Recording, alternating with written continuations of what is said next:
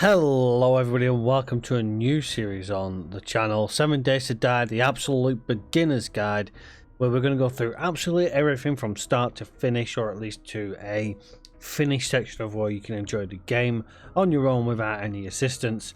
This is good for those of you who are returning to the Alpha 19, or for those of you who are completely new to the game. It is going to cover absolute everything. So if you are familiar with the game and how it works and mechanics, please bear with it. And just check out the episodes you obviously want that you want to learn. There's going to be everything to do with Alpha 19 involved in it, the changes and stuff like that that's effective, you know, the things that you're gonna bump into. Well, there's some more little teeny details we'll probably pick up on as we go through, but we'll not concentrate on them. But first of all, let's start on getting ourselves into an actual game that you're going to enjoy. So obviously, as always, you'd start a new game and you get yourself some options. Now the last one I was called was guide recording, so it remembers what your previous game was, so bear that in mind when you're starting. It can overwrite something, so let's call this one guide 2020 A19. You can choose the game world. Navezgan is the kind of preset world. Anybody who's seen that map, it's the same. It obviously gets updated with the new POIs and stuff like that, but the map layout itself is a preset map. You can then go to random world, or you can go to some of the counties or territories. You got pre-gens. With the pre-gens, as you can see, they're kind of set to a size already. They're pre-generated within the folders. So if you want to see what they look like, your best bet is to get one loaded up, give it a trial and error and whatnot. I tend to go for a new random world because it generates its own territory. You can put in whatever you want, you know, do something like that. You can choose the world size. At the moment, the maximum you can go to is an 8K by 8K map. Anywhere beyond that and you start getting radiation poisoning to stop you from basically leaving the map. You can also go to your advanced generation, which allows you to set your seed. So if we go something like that, it will then create a world at an 8192 by 8192, and it gives it a random seed. So ignoring the seed that you've put in, basically it generates a new seed which is unique to the map that you're designing. This does take a while, so bear that in mind. So if you're going to do it when you're going to go and, you know, do something else or whatever. But what it's going to do is going to give you a kind of preview in the right hand side here of what you can expect, and we'll talk about that once it's done it. So be right back. And welcome back everybody. It took about 17 minutes to generate this map. It's a massive map. If you're playing single, dual, or, you know, even 4 players, I'd probably recommend something along the 2 to 4K. I won't really go for 8K. 8K is going to also tax your system as well, so generally keep it down. But for those of you who are interested in doing servers, or who have quite powerful machines who want to run like 10 players or something like that, then I've kind of wanted to showcase what the 8K map looks like. Now this is a dynamic preview, so you can have a look, roam around. You can see all the biomes. Obviously the burnt forest is all that area. You got the desert, there's the wasteland which will have radiation in it at some point, snow, and obviously the pine forest, which is the central section. So it's kind of set up quite nicely. There's a bit of water here, there and everywhere. You can also see all the POIs as well. Pretty cool. Get an idea. So that's going to be our world. See, it's there. Now, this bit here is obviously depending on how many players you want to play with. You know, whatever way you want to do it. If you want to keep it private, not list it, friends only, public, whatever way you want to do. You can see when it's orange, yellow, sorry, means it's been changed. So the settings have been changed. So it's generally set to 8 players in public. I'm just going to not list it and set it to 1 player because we're just doing this as the guide. There's a few other things I want to go through on this first episode just to get us going. So this one's just going to be about the settings for the game, just so we can get ourselves on the right foot before we've even started. So the basic settings. These are what settings you want to do. Whatever difficulty you want. Now the difficulty is based on things like zombies' health, your health, you know, how much damage you take and stuff like that. It doesn't negate the speed at which the zombies are. That comes down here. So we're going to set this, we're just going to set it to default, adventurer, just so we can get through. You got 24-hour cycles, so this is in real time. So every 24 hours in games will take, well, default is 60. but we're going to set it up to 120, so we've got more time to go through some stuff as we go.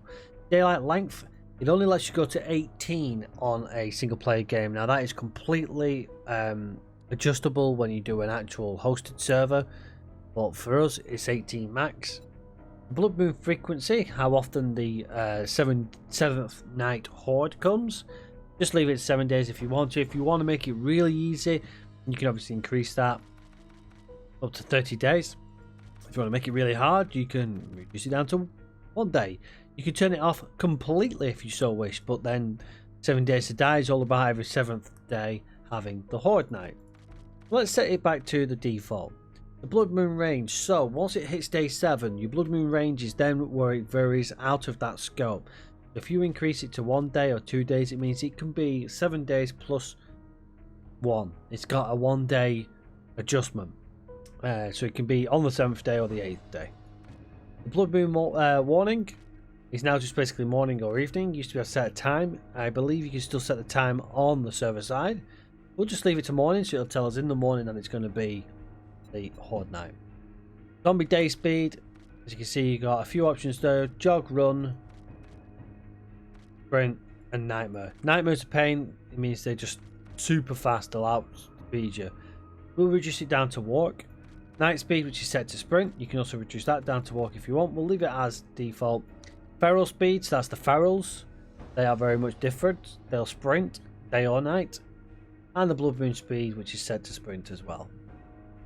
Persistent profiles, as it says, the players must keep their profile they first connected with when set on. Off allows off allows changing your player profile. Default is off, you can change it to on. XP multiplier, now depending on how fast you want to get the game progressing, this can be a good or a bad thing. If you increase the XP multiplier, you can go through the game stages much faster, which means that you're going to face harder zombies quicker. On the flip side, you're also going to be able to put in more points and stuff like that. So if you're familiar with the game and you don't want the grind as much, then go for the XP multiplier. Personally, 100% is absolutely fine, because there's a lot more to the game than just your XP and unlocking them perks.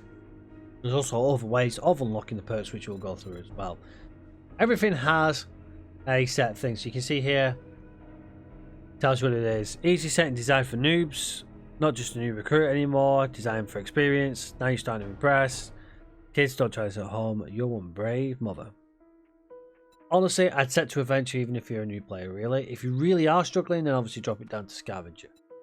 Let's head to the advanced settings. Now this is a little bit more trickier, and this is why I just want to go through it. Player block damage, that's how much damage you do to a block. Always keep that to 100%, unless you want to again increase how fast you do things. You can increase the damage you do to a block. That's any kind of damage you do. So whether you do a punch, it will do a certain amount of damage. If you increase that XP, the punch will do more damage. Same is also said for using your tools, weapons. So if you're shooting a weapon onto a block, it'll cause more damage to the block. AI block damage is obviously what the zombies are doing in terms of. You can also increase the blood moon damage as well. Blood moon damage is slightly higher already, so I tend to leave it to 100%. Loot abundance. This is set to what you want to be comfortable with. Loot abundance on 100% is fairly good. You're usually getting plenty of loot when you're doing the POI raids. If you want to find more loot to make it a little bit easier for yourself, then you can increase this or make it harder by decreasing as well. So that's what I was saying about the difficulty. The difficulty doesn't necessarily state how difficult the game's actually going to be for you. Loot respawn time is set to 30 days. I usually reduce this down. Now, I set it to 7 days normally, but they've now changed it where it's just basically 5 or 10 days. We'll set it to 5 days. So every 5th day, any loot you have taken out of POIs and stuff like that will respawn. We'll set it to, so I don't want to disable it completely. So we'll set it to 5 days because that's the lowest we can go. That's just so that when we're doing stuff in the guide, if we're missing some stuff, we can grab it on the 5th day. Well, it'll be the 6th day technically, but we can grab it before the horde night, so it helps us out a little bit, obviously, when we're going through this stuff. Drop on death. If you're a new player, I recommend setting this to nothing. If you're quite a good, like if you're used to it and stuff like that, then drop on death, set to default, everything. You can also set to tool belt only or backpack only. That's generally your personal preference. I'm going to set drop on death everything, just so we can see that if we do die, how we can go about doing things without having equipment. Drop on quit, always keep it to nothing. It's a pain in the ass if you set it to everything or one of the other ones, because every time you quit and leave, you've then lost all your stuff, especially if you're on single player. Blood Moon count. This will have a massive effect on your FPS.